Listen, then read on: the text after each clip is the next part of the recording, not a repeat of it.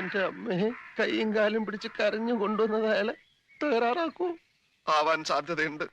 അങ്ങനെ chat with ഭക്തനിൽ എന്നോടൊപ്പം ഉള്ളത് നമ്മുടെ ശിവൻകുട്ടി സാറാണ്, നമ്മുടെ പൊതുവിദ്യാഭ്യാസ വകുപ്പ് മന്ത്രി. ഇയാളോ? ഇയാളെന്താ ഇവിടെ? നൈപുണ്യ വികസനം അതാണല്ലോ ഇതിപ്പോ ലീഡ് ചെയ്ത് നിൽക്കുന്ന സംഭവം. അത് നമ്മുടെ വകുപ്പിന് കീഴിലാണ്. അപ്പോൾ അതുകൊണ്ട് വിദ്യാർത്ഥികളും തൊഴിലും ഒക്കെ നമ്മൾ കൈകാര്യം ചെയ്യേണ്ട ഒരു അവസ്ഥയുള്ളത്. എല്ലായിടത്തും എന്റെ കണ്ണെത്തണമെന്ന് വെച്ചാൽ കുറെ കഷ്ടാണേ.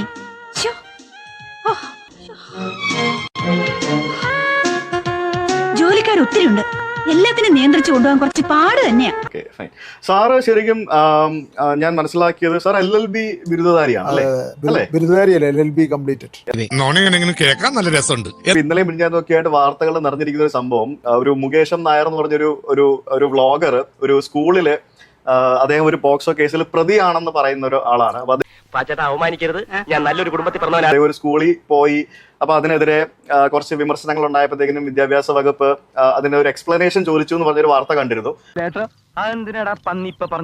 പിന്നീട് വരെ അവസരം കിട്ടിയില്ലെങ്കിൽ അപ്പൊ അതിന് താഴെ നമുക്ക് ജനം കുറെ ആളുകൾ പറയുന്നത് നിയമസഭയില് കയ്യാങ്കളി കാണിച്ച മന്ത്രിയാണ് ഇത് ചോദിക്കുന്നത് എന്നുള്ളതാണ്. എനിക്കിതൊന്നും മറുപടി പറയാൻ അറിയാൻ വേണ്ടല്ല, പക്ഷെ ഇത്തിരി സംസ്കാരം ഉണ്ടായി പോയി. ശരിക്കും എന്താണ് സാറിന് അതിനോട് പറയാനുള്ളത്? അല്ല, ഇതില് പിന്നെ നമ്മള്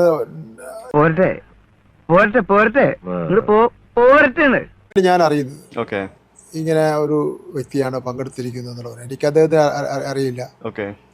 സ്വാഭാവികമായിട്ട് പത്രക്കാർ ചോദിക്കുമല്ലോ, എന്താ കേൾക്കുന്നവരെന്താ വിചാരിക്കുക, സാറിനെ പോലുള്ള ആളുകൾ ഇതിനകത്ത് പണിയെടുക്കുന്നുണ്ടാണെന്നല്ലേ? പിന്നെ വിദ്യാഭ്യാസ സംബന്ധ ഈ കാര്യത്തിലുള്ള അഭിപ്രായം, എനിക്ക് ആ അഭിപ്രായത്തിന് പിന്നെ ആ നടന്ന കാര്യം തെറ്റാണെന്ന് മാത്രമല്ല എനിക്ക് പറയാൻ വേണ്ടി പറ്റുള്ളൂ.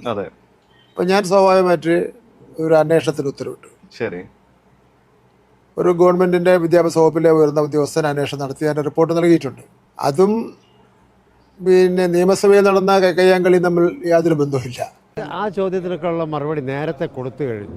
അതൊക്കെ അന്ന് ഉള്ള കാര്യങ്ങൾ, അതിനെപ്പറ്റി ഇപ്പോൾ ഇവിടെ ചോദ്യം ചെയ്യേണ്ട കാര്യമില്ല. അതൊക്കെ അന്ന് കഴിഞ്ഞു പോയ സംഭവം, അത് വിടുക. ഇപ്പൊ വേറെ വല്ലതും ഉണ്ടോ ചോദിക്കുക. നിയമസഭയിൽ ഒരു നിലപാടിന്റെ അടിസ്ഥാനത്തിൽ ചെയ്തിട്ടുള്ള കാര്യം സംഭവിച്ചില്ല. അതങ്ങനെ സംഭവിച്ചു. അങ്ങനെ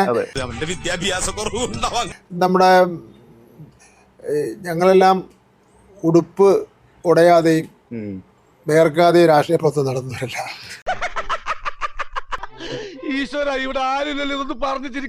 പത്രങ്ങളിലൊക്കെ തന്നെ പിന്നെ ഞാൻ തന്നെ പറഞ്ഞു, ഒരു ഹൈ പ്രാധാന്യത്തോടുകൂടി കൊടുക്കേണ്ട കാര്യമില്ല.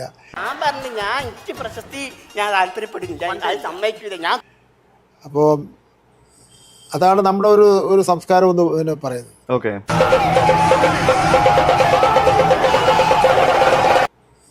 അതാണ് നമ്മുടെ ഒരു സംസ്കാരം എന്ന് പറയുന്നത്.